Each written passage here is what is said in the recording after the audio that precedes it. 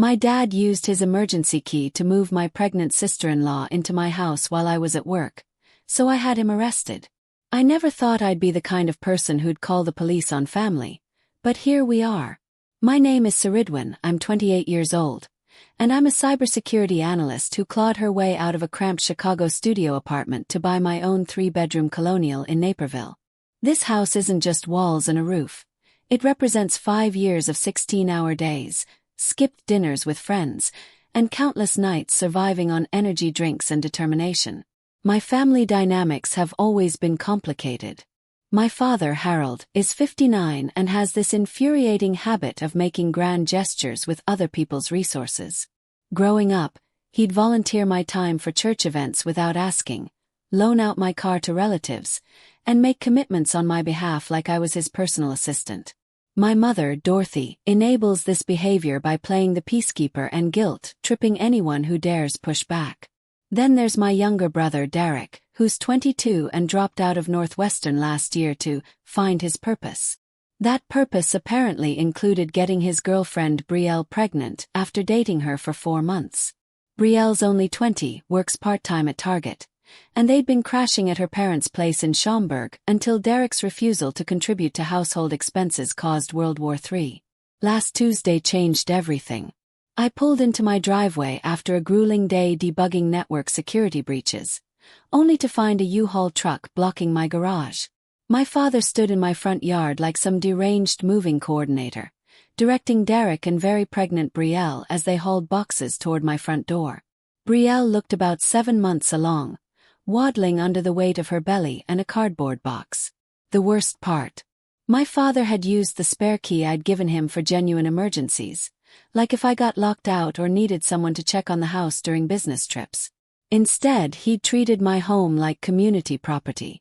I jumped out of my Honda Civic and blocked the entrance. What the hell is going on here? Harold barely looked up from the clipboard he was studying like he was managing a professional moving operation. Saridwin, Derek needs help. Brielle's parents kicked them out, and you've got all this extra space just sitting empty. Family takes care of family. The casual entitlement in his voice made my blood pressure spike. No phone call. No text message. No, hey, can we talk about this? He'd simply decided that my house, the house I'd sacrificed everything to afford, was now a shelter for my brother's poor life choices. Absolutely not, I said, my voice deadly calm despite the rage building in my chest. They are not moving into my house. Brielle started crying. Derek looked between us like a deer caught in headlights. Harold's face flushed red, and he launched into his predictable speech about selfishness, about forgetting where I came from, about turning my back on a pregnant woman in need. That's when I pulled out my iPhone and dialed 911. I'd like to report a trespassing in progress, I said, maintaining eye contact with my father. Several people are trying to move into my house without permission. Harold's jaw dropped. Derek grabbed Brielle's hand, panic written across his face. The war for my boundaries had officially begun. The police arrived within 15 minutes, and I have to say, they were incredibly professional about the whole situation. Officer Rodriguez and Officer Thompson listened to my explanation, examined my property deed, and calmly issued formal trespassing warnings to all 3 intruders. Harold spent the entire time ranting about family obligations and how I was destroying the family over a house. While they scrambled to reload their boxes into the U-Haul, I made a mental list of everything I needed to do to protect myself. First stop, Home Depot for new locks. I installed a smart lock system with unique entry codes that I could monitor and change remotely. Next came the security cameras. 8 high-definition units with motion detection, night vision, and cloud storage backup. I positioned them to cover every angle of my property, including the back gate and side windows. The no trespassing signs went up next, clearly stating that violators would be prosecuted to the fullest extent of the law. I even called my attorney, Benjamin Walsh, to draft a cease and desist letter. Within 2 hours of the police leaving, my phone started buzzing like an angry hornet's nest. My mother called first, sobbing about my cruelty. How could you do this to your own brother? Brielle is carrying your nephew. My Aunt Catherine texted calling me heartless. Harold left a voicemail saying I was no longer his daughter. Apparently, I'd been demoted from son to nothing at all. Derek sent a string of texts about how I'd ruined his life and endangered his unborn child. Here's what infuriated me most. Not one of them acknowledged that what Harold did was wrong. Not one apology for the violation of my privacy, my trust, my home. They just expected me to roll over and accept 2 adults and soon to be 3 people moving into my space indefinitely, rent-free because family. I'd worked too damn hard for this house to let anyone treat it like a free hotel. I have boundaries, and I wasn't apologizing for enforcing them. Derek made adult decisions. Dropping out of college, getting someone pregnant, refusing to pay rent at Brielle's parents' house. Those were his choices, and he could figure out adult solutions that didn't involve commandeering my property. My colleagues at Apex Cybersecurity were completely supportive. My best friend Jake said he would have done the same thing maybe sooner. But the family group chat was calling for my head, and I started second-guessing myself. Was I being too harsh? Should I have found some middle ground? Then I remembered Harold's dismissive wave when he explained his grand plan. The way he'd used my emergency key like he owned the place. The fact that he'd made this massive decision about my life without even texting me first. Well, I'd done the right thing. I spent that evening reinforcing my defenses and preparing for what I suspected would be an escalation. Harold doesn't back down from fights, especially when he thinks he's morally superior. Derek follows his lead like a lost puppy. And Dorothy would guilt-trip a saint into feeling bad about protecting themselves. I documented everything. Screenshots of texts, copies of the police report, photos of the security system installation. If this situation spiraled further, I wanted a clear paper trail. Little did I know the real battle was just beginning. 2 days later, I woke up to my security system alerting me to motion in my driveway at 6:30 a.m. The cameras showed Dorothy standing at the edge of my property line, apparently respecting the trespassing warning, at least technically. Holding a handmade poster that read, "Have mercy on your family," in dramatic black lettering. She stood there for 3 hours in the October morning chill, occasionally dabbing at her eyes with tissues. Neighbors walking their dogs kept staring, and I could practically feel the judgment radiating from Mrs. Patterson's house across the street. Finally, I couldn't take the embarrassment anymore and went outside. "Mom, this is ridiculous," I called from my front porch. The waterworks started immediately. "Saridwin, please. Brielle is 7 months pregnant. They're sleeping in Derek's Camaro. How can you live with yourself knowing your nephew might be born in a car? They're sleeping in Derek's car because he chose not to pay rent at Brielle's parents' house despite having a job at FedEx," I replied coldly. "That's not my problem to solve. But you have the space. You have the means. What good is success if you won't help family?" I took a deep breath, trying to channel the patience I used when explaining network vulnerabilities to non-technical executives. "Mom, Harold tried to move strangers into my house without asking permission. Yes, Brielle is essentially a stranger. I've met her exactly 3 times. He violated my trust, broke into my home, and tried to make unilateral decisions about my property. Instead of anyone apologizing for that massive breach of boundaries, you're all attacking me for defending myself." "She's carrying your nephew," Dorothy wailed, like this genetic connection somehow trumped property rights and basic courtesy. "A nephew I'll be happy to meet and have a relationship with once Derek gets his act together. But that doesn't entitle them to live in my house rent-free." Dorothy left after another hour of pleading, but not before informing me that the entire extended family was disgusted with my behavior. Apparently, Harold had been making phone calls all morning, sharing his version of events and conveniently leaving out the breaking and entering part of the story. That afternoon brought a surprise call from my grandmother, Eleanor, who's 84 and usually the voice of reason in our chaotic family dynamics. "Saridwin," she said in her no-nonsense Wisconsin accent, "I heard what happened with your father and Derek." I braced myself for another guilt trip. "Good for you," she continued, surprising me completely. Your grandfather and I worked our entire lives for what we had. We helped family when we could, but we never let anyone take advantage of us. Harold has always been too generous with other people's belongings. Don't you dare cave to their emotional manipulation. It was the first supportive family voice I'd heard, and I nearly cried from relief. At least someone understood that boundaries weren't cruelty, they were basic self-respect. But if I thought Dorothy's poster protest was embarrassing, I had no idea what Harold was planning next. The man who'd raised me to always think 3 steps ahead was apparently applying that strategy to psychological warfare. The real manipulation campaign was just getting started. A week later, Derek showed up at my office building in downtown Chicago. Thank God for corporate security and badge-controlled access. He couldn't get past the lobby, but he waited by my Tesla in the parking garage like some deranged stalker. I spotted him on the security cameras and called for an escort to my vehicle. "This is insane, Derek," I said as 2 security guards flanked me. "You're acting like a crazy person. You're destroying my life," he shouted, his voice echoing off the concrete walls. "Brielle can't stop crying. The stress is terrible for the baby. We're living in my car, Sir Ridwin." "Then maybe you should have thought about that before having unprotected sex with someone you barely knew while having no stable income or housing," I replied coldly. "Your poor planning isn't my emergency. I'm your brother. Yes, and as my brother, you should have enough respect for me to understand that my home isn't your backup plan. Harold shouldn't have tried to move you in without asking, and you shouldn't have gone along with it. Where are we supposed to go?" I rattled off the obvious solutions.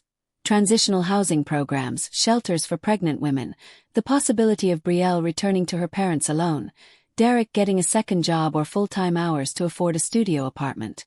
They had options, just not comfortable ones that involved living rent-free in my house. Derek called me every name in the book before security escorted him off the property. I added his license plate to the office watch list and forwarded the parking garage footage to my lawyer. But Derek's pathetic display was nothing compared to Harold's next move.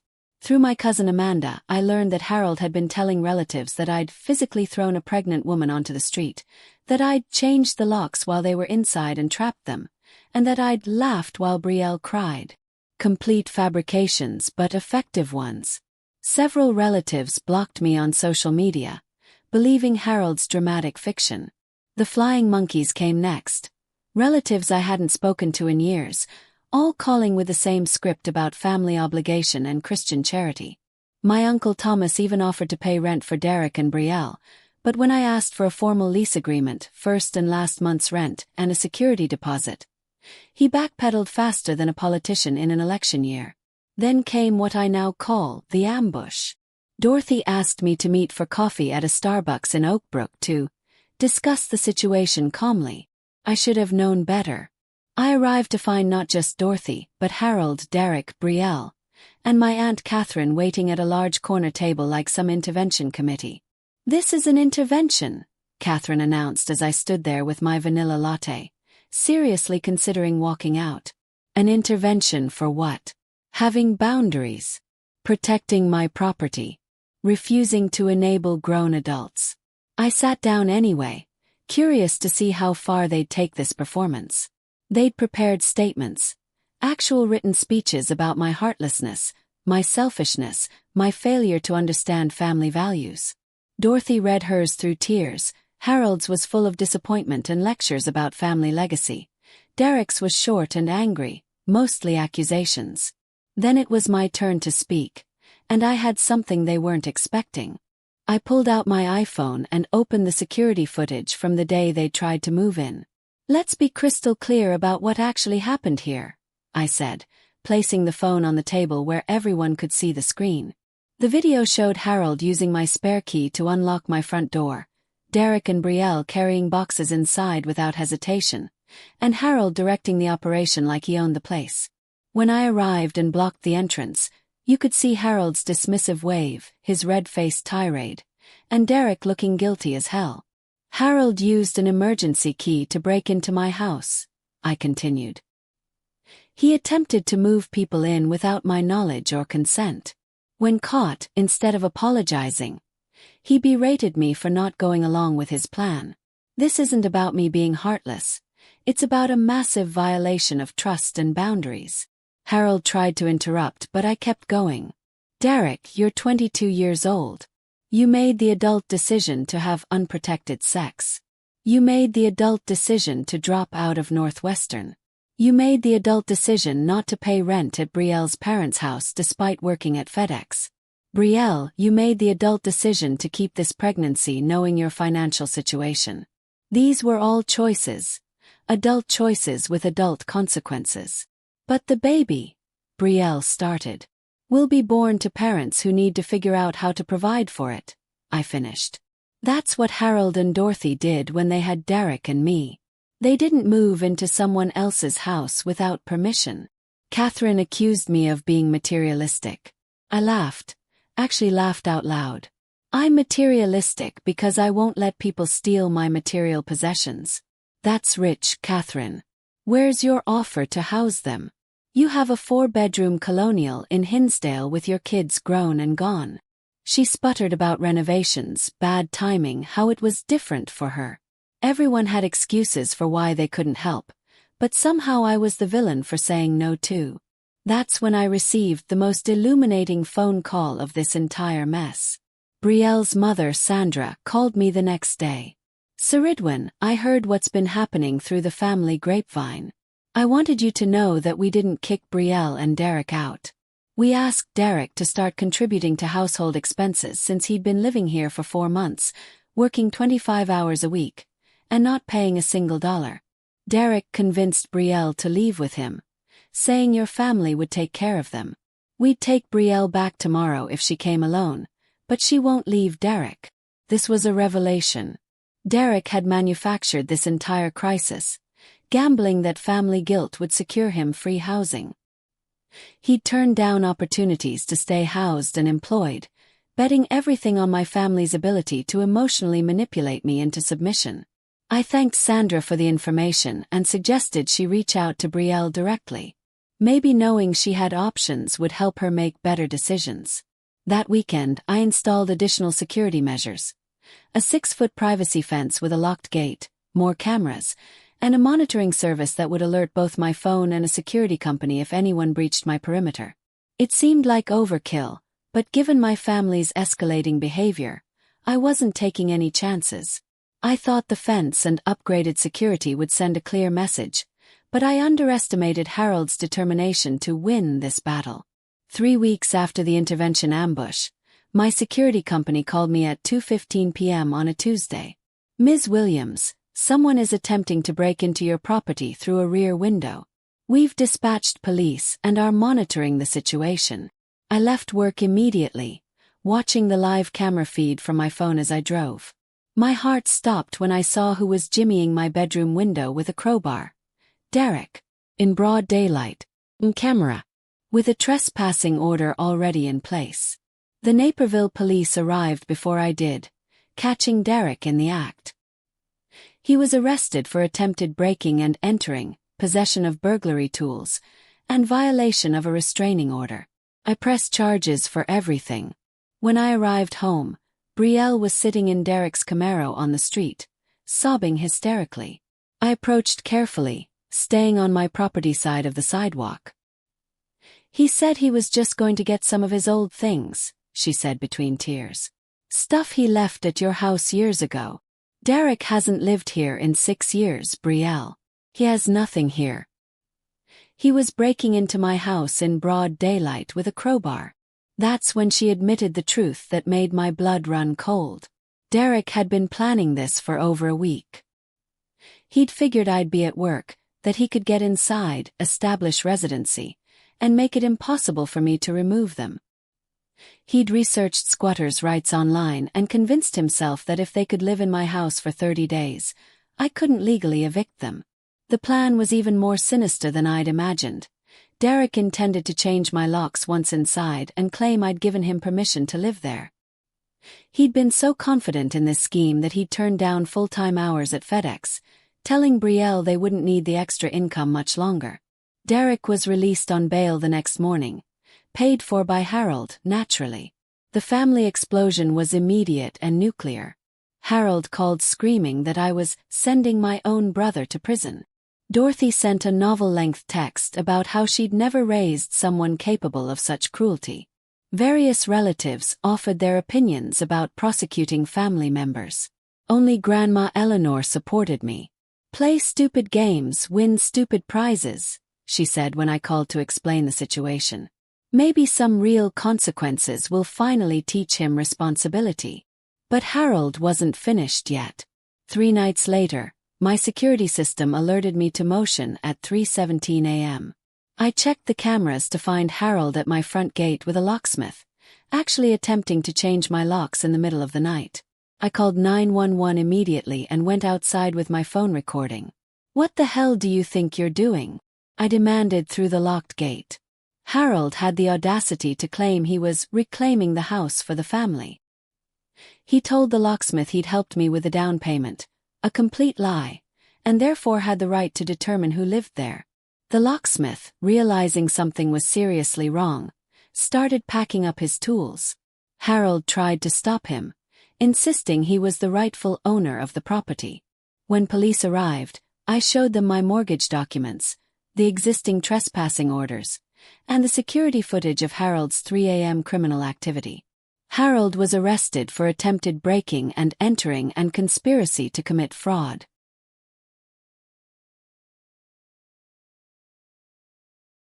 The legal proceedings moved faster than I expected. Derek took a plea deal: 2 years probation, 250 hours of community service, mandatory counseling, and a permanent restraining order keeping him 500 feet from my property. He also had to pay restitution for my damaged window and the emergency locksmith fees from Harold's middle-of-the-night crime spree. Harold's case was more serious. The 3 a.m. locksmith incident, captured in high-definition video, showed clear premeditation. His lawyer tried to argue family miscommunication, but attempting to change someone else's locks at 3 in the morning doesn't exactly scream innocent misunderstanding. Harold received 18 months probation, 150 hours of community service, and his own restraining order. The judge specifically noted that the attempted fraud showed calculated criminal intent. The family reaction was predictably dramatic. I became the villain who destroyed the family by involving law enforcement. Dorothy filed for separation from Harold, telling me this was the final straw in 30 years of increasingly erratic behavior. Some relatives still won't speak to me. Others have quietly reached out to say they understand my position, even if they can't say so publicly. But here's where the story takes a surprising turn. Without Derek's toxic influence, Brielle made remarkable changes.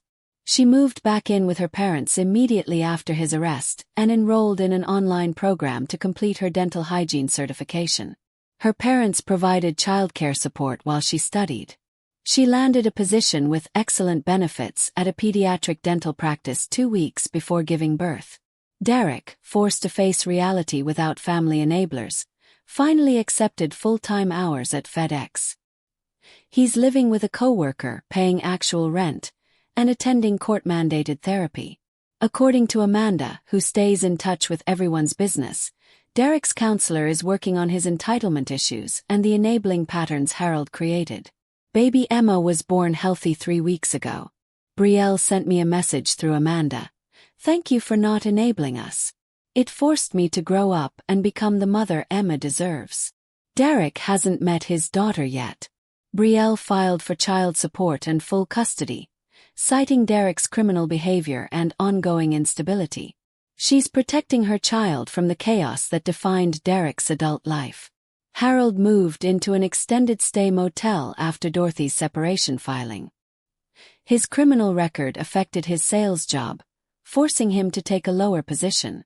Dorothy says he's finally beginning to understand that actions have consequences. My mother and I are cautiously rebuilding our relationship. She attended therapy and realized she'd enabled Harold and Derek for decades.